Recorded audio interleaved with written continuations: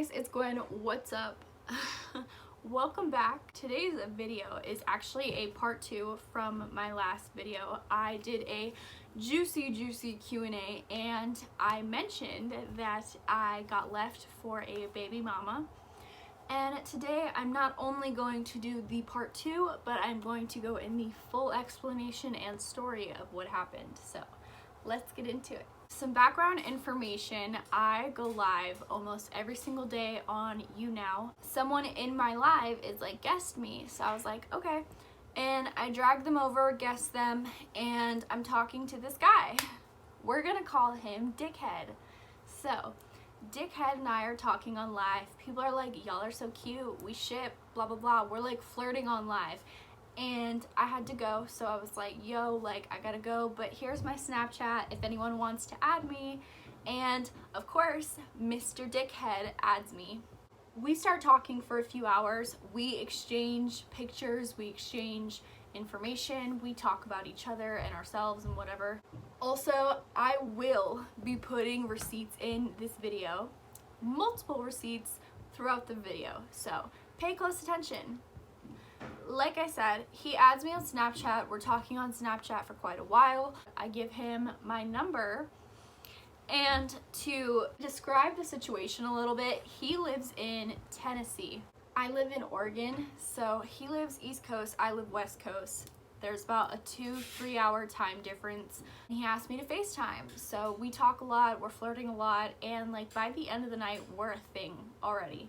And we go to bed on FaceTime. We start FaceTiming all day, every day. It gets to the point where if I get off the phone or I don't text back fast enough, he blows my shit up. Like, blows my shit up.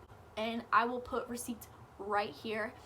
He would FaceTime me over and over and over and over and over and over and over and over again until I picked up.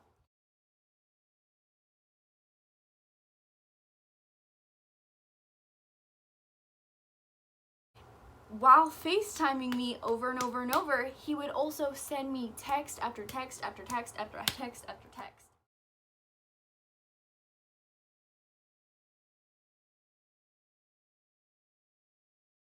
And you know, sometimes that's nice, sometimes it's nice to be wanted, to be like needed, whatever. And sometimes, you know, I like the clingy, right? But this was too much. This was too much, and it was stressful, and we weren't even official. And he would blow my shit up like that. He would also send me money.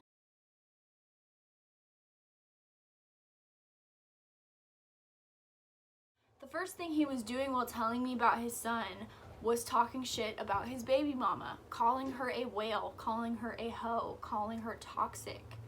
Basically like spilling a lot of shit about her, some true, some false. And it was just so shocking to me. Like, it's one thing to trash your ex, everybody does that. It's another thing to trash the mother of your child. We continue talking every day, FaceTiming, texting, whatever. He starts talking about moving from Tennessee to Oregon, leaving his son in Tennessee with his baby mama, moving here for me, and because he smokes the devil's lettuce. But Tennessee is not a legal state, Oregon is. So his first reason for moving here was me, and then the second reason was to be able to smoke legally. Maybe a week of knowing me, he was talking about moving across the country for me. It's been like 3 weeks maybe of us talking. We haven't had any issues, haven't had like any big arguments or fights. His son's 3rd birthday is coming up, and you know, I know the baby mama has to be around. She has to have somewhat of a relationship with him because they have a child. She's not going anywhere. And so I mainly kept my mouth shut, and like, if they had to meet up, like, they had to meet up. I can't be upset over that. Like, that's his baby mama. So his son's birthday is coming up. The day before his son's birthday, he's telling me how him and his baby mama are fighting, and you know, she doesn't want to pay for the birthday party, or she can't pay for the birthday party. Long story short, they were having issues the day before his birthday. Next day, his birthday's here. We fell asleep on FaceTime the night before. Woke up, we talked completely normal, we were fine. He was like, okay, well, I have to go meet up with my baby mama to get my son. And I'm like, okay, cool. Like, enjoy his birthday. Let me know, like, when you're home and, like, when you can talk, whatever. He says, okay, good, sounds good, whatever. And that was in the morning. Now, the reason I have very much expressed how much he talked to me, like, we were never not on FaceTime. And if we weren't, we were texting back and forth. And so he goes to meet up with her and get his son for his birthday, right? And he tells me this in the morning. We stop talking. A few hours goes by. I'm like, that's kind of weird. Like, normally he would have texted me by now. This is not the first time he's gone to, like, meet up with the baby mama to get his son while him and I were talking. So I knew that he could text me back within a few hours, and he didn't. So I'm like, I'm taking deep breaths, and I'm like, I'm not gonna freak out. I'm not gonna be like that kind of jealous girl that is like, what are you doing? Why are you with her for so long? Like, freaking out on him for not responding. So I wait a few more hours. It's been about 8 hours since I heard from him. So I text him. I said, did y'all get back together? ? No response. No response whatsoever. I go on Snapchat after we haven't spoken for almost an entire day, and I see on his Snapchat story, happy 5-year anniversary, baby. I love you. I love you. What? When I tell y'all, I was sitting in my bed. I was on pain meds. I had just gotten in a car accident I was still in tons of pain from. And I tried really hard not to be the crazy girl that blew up his phone because he's meeting with his ex and whatever. And I didn't. I asked one simple question after 8 hours of not talking. He didn't answer me. He posted that he's in love with baby mama, has been with her for 5 years, even though they've broken up 7 times. So they're back together, right? He never tells me. He never says anything. And about a week later, he's like, fuck her, fuck that girl, I hate her, she's toxic, we're never getting back together again, that was so stupid. He's like, I really miss you, can we please talk? Day 1 and 2 of getting back together was basically him just apologizing, being overly sweet, and saying that, like, he wants to be with me but doesn't want to be, like, super official yet. It's been a few days of talking again, and when we were talking the first time, we were pretty close to becoming official. So this second time around, we had been talking for a bit, and I'm like, it's just starting to feel really weird because we're stuck in the middle of this friends but not relationship kind of thing. You know, it was a situationship. I ended it. I was like, I can't keep waiting for you to know if you're ready or not for a relationship with me. I'm like, you've talked to me long enough, you've been on the phone with me every day, you know everything about me, like, we've bought each other food, you know, I know lots of your secrets and traumas and everything. Like, I have no patience to wait around for someone that doesn't know what they want. So I said that, we ended it. 24 hours later, he texts me and says that he got into a car accident. I was like, wow, are you okay? I care about him, I care about people in general, so of course, like, I wanted to make sure he was okay. And he was like, I didn't get injured, blah blah blah. He says that he can't imagine, like, not having me in his life. He can't, you know, he keeps saying that he needs me, blah blah blah, and then tells me that he wants to be with me, but that last night he slept with a stranger off Tinder. Old me would have been like, wow, you really cheated on me and slept with someone new, blah blah. But the thing is, like, we weren't together when he did that, which I was upset about it because he didn't even wait an entire day to sleep with somebody. He just went out and slept with someone. So he knew I was hurt, and I definitely did not forgive him right away, but I was like, there's also no point in me calling you names and getting overly angry because we weren't together. You didn't cheat on me. He's apologizing. We continue talking about being back together and how I continue explaining that I cannot keep waiting for him to be ready or not ready, and there are certain things that I'm ready for and that I need in my life if you're gonna be in a relationship with me. He makes it official. He makes it official with me, right?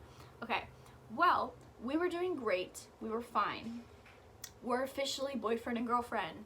This is the day of that he made it official with me. That morning, we're doing fine. You know, I had some personal issues I was dealing with, like family and health-wise, and he was helping me through those. I was helping him through stuff with his baby mama, other stuff like that, whatever. He brings up a personal loss of mine. I had a loss that I experienced while married to my ex, and I shared that loss. I shared the story of that loss with him. He brings it up in casual conversation. He brings up my loss in a in a casual conversation, and then compares my stretch marks from my loss to his ex's stretch marks, his baby mama's stretch marks, compares our bodies on FaceTime with me. After bringing up my personal loss in a casual conversation, then compares me and his ex. I hang up. He starts apologizing. He understands why he shouldn't have brought up what he brought up. We get over it. We move past it. Whatever. Again, this is the same day that we became official, and we get over it. We're fine. We start talking normally. And then I notice that he starts acting off. You know, he's not being like overly clingy. He's not trying to be on the phone with me 24/7. And I'm like, that's weird because you just made us official a few hours ago. So I don't understand why you're acting all different now. He then says, I'm gonna go take a shower for like 30 minutes, blah, blah, blah. And I'm like, okay, well, it's kind of late for me, so I might go to bed. Have a good shower or whatever. A few minutes later, I get this big ass paragraph saying, I don't think I'm ever gonna move to Oregon. I don't like long distance. I wanna find something here, but I wanna keep you in my life as a friend. When I tell y'all that I have never wanted to punch someone through the phone more, I have never wanted to strangle and punch someone through my phone more in my life. So not only did I put effort in with you, and then you left me for your baby mama, when I had already guessed that you were gonna do that, you then begged me to talk to you and get back together with you to then fuck a stranger.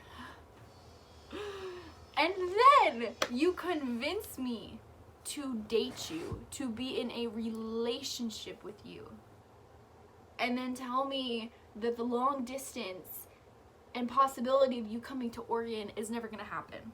Sir, I was not the reason you wanted to go to Oregon in the first place. So I don't know why that's a factor.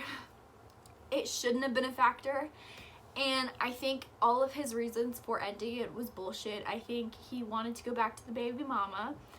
And the best part of this story is I pulled his baby mama. So after the third time of him ending things, I reach out to his baby mama.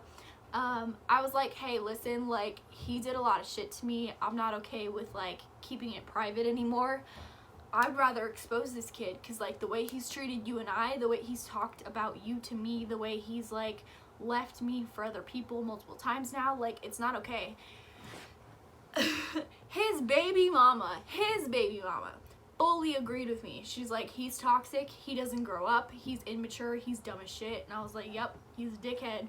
So I was like, I'm not only making a Q&A and referring to what he did, I'm also making a part 2 with a long ass explanation.